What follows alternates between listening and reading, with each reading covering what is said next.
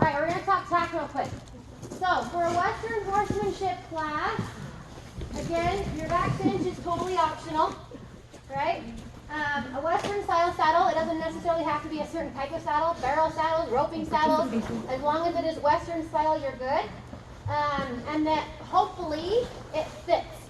Now, when we talk about a saddle fit, we even think about, does it fit your horse and does it fit the kid? Budget plays some parts in there, we understand that. But just for the safety and comfort of your horse, if you need help finding a saddle to fit your horse, seek a professional or a knowledgeable person to help you with that. When we talk about the fit for the kid, this is pretty good. If you can fit your fists or all 4 fingers in between, or at least 2 fingers in between their leg and the pommel, then you should be okay, right? If you have a little teeny Elin Connet in a 16-inch saddle, there's a lot of wiggle room in there. Okay, that saddle is not appropriate for that small of a child. So you might want to look into maybe investing or borrowing a youth-size saddle for that person, right?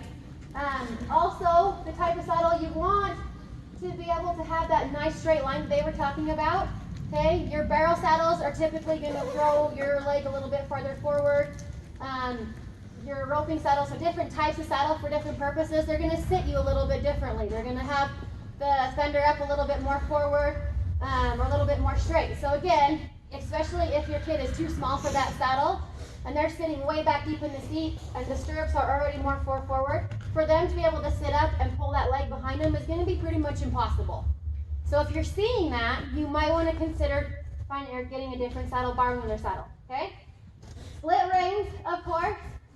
They don't necessarily have to be leather. You can use nylon, braided rope, whatever, as long as when you're judged events you have split reins, okay?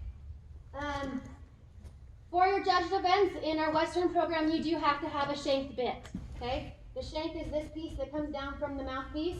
It doesn't necessarily have to be any length. In the state 4-H rulebook, which you will all get links to, it is very, very, very specific on what types of bits are allowed and what types of bits are not allowed. For example, you are not allowed to have a twisted shank. You are not allowed to have a chain mouthpiece. No, I said shank, I meant mouthpiece. A twisted mouthpiece or a chain mouthpiece are not allowed. Gag bits, meaning that they can slide, this piece can slide through the mouthpiece, are not allowed for judged events, okay? You can use a gag bit or a slip bit in speed events. The twisted wire or the chain, not allowed in speed events. Speed events, as long as it is deemed safe, you can pretty much use whatever tack and equipment that you want. Splint boots. A lot of us will work our horses in splint boots. They are not allowed in judged events. You can wear them in speed events. No splint boots, polo wraps, nothing on their legs, unless you have an injury and you let the horse council or the show committee know. Therefore, we can let the judge know that the horse has been dealing with an injury. They're deemed sound by a veterinarian, but we're going to put a polo wrap on it so that we don't further injure the horse, right? Okay, that needs to be cleared with the show committee first. Your tack should be nice and clean. So, soap it, water, get your tack nice and clean before you come to the show. Brush colors, again, optional. If you want to wear one, go for it. They can be any size, color, shape, as long as they fit your horse properly. Headstalls, you'll notice this headstall does not have a throat latch. That's optional. Brow band, one earpiece, 2 earpiece, totally optional. You can wear whatever design, color, make it your own when it comes to the tack, okay? Your throat latch, your chin strap is what I meant to say. This is very, very important to make sure that the chin strap is fitted properly. Your judge will check to make sure that if you have a chain, that it lays flat. They are not to be twisted.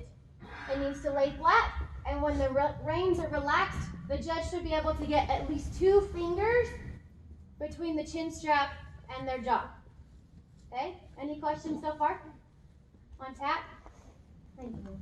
Okay, so same thing, moving down here. Okay, not wearing the breast collar, totally fine.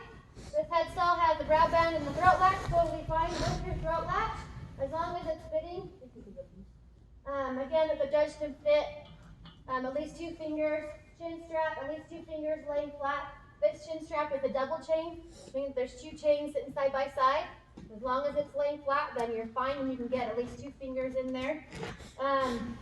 This mouthpiece has a swivel twist, but it is not a gag bit, right? So it does have a swivel, but it can't slip up and down. Does that make sense? Okay, so no gag bit. Silver, totally optional. You don't have to go out and buy a $50,000 show saddle. Silver's optional on your tack. As long as it is neat, clean, and fit properly, then you should be fine. Your saddle blanket, saddle pad, any style, any design that you want. Go fun with colors. And this is where you're going to put your number, right here on each side. Okay? Awesome. Don't have the first time your horse sees paper on the side of his body be your first day at your show. So practice. I actually go out and pin a piece of cardstock to my horse a couple days before the show on any time I'm bringing a new horse. Yep. Okay. Same thing. Everything's good here. Your chain's twisted. You little rebel. Rebel you.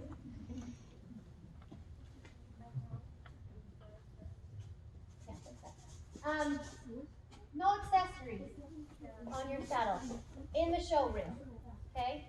Especially if it's, but everything else, we're good. Just keep it clean and type of stirrup, you're fine. Same thing, you don't have to have a nice leather saddle. If you have those Cordura Wintec saddles, that works great too, as long as it is Western style. Then you're fine, okay? Any questions about appropriate tack? One thing that I'd like to add, you can't have a tie down in the show events, but you can have a tie down in the speed events. Very good. Very good. Or cavesons, or don't leave your halter on underneath your bridle. All that comes off for your judge event. Hey, you guys see the length of her pant? This is correct right here. So these pants I'm wearing are really too short. So when I ride, they look about like this. And we have had judge after judge after judge mark people down for too short a pant. So this is the model in which we should all admire to wear a pant like that. So you want your pant to be about 4 inches longer than you normally wear a pant. Yes? In the show, if your pants got a little bit ripped, if you step on it just a little bit, is that okay? It is what it is. My pants are always a little bit ripped right there. But I think you're fine. As you get older, your judges are going to get more firm. But your first year, don't stress. This is about the only thing you really have to watch for. And parents, that's on us. When we can see them riding and be like, oh, their pants are getting a little short. Anything else? And just make sure that you're nice and clean when you go in. So especially if you're wearing dark jeans or black jeans and you get a big horse snot down your legs, grab a wet rag or a baby wiper and get that off. From head to tail and from head to toe, your horse and your rider should be nice and clean. Ambassadors, do you guys have anything you want to add? You three, you guys have had to work and not talk. Do you feel like we covered what we need to cover? Now, you guys, we're going to clap for our ambassadors and their amazing horses.